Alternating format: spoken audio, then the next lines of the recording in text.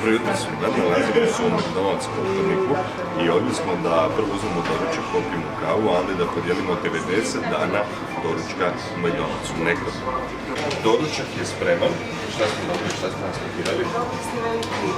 Džus, voljni piletina, bavljan i kava mlijeka. Dakle, prvo doručak, a onda se bacimo na posao.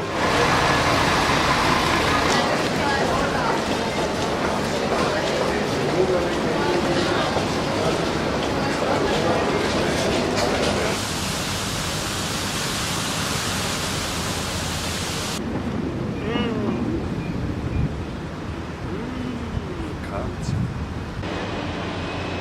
Makarina.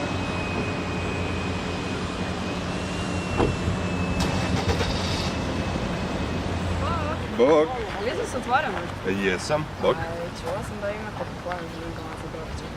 Dobro se čuva. A ja sam Filip, drago mi. Antonija. Antonija kažeš. Reci mi, inače jedeš u McDonald'su? Da, ujutro doručak, prije škola i posle posla. Čekaj sekundu. Reci mi šta misliš koliko stane kupona u ovu vrećicu? A ne znam, jedno 50.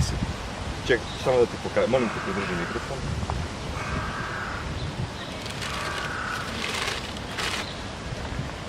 Ovdje tu imaš 90 kupona.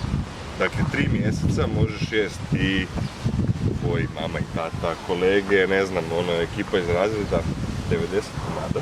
I ja ti sad službeno dajem i koji si. Hvala. To je to. Imaš 90 kupona. Hvala. Nema na čemu.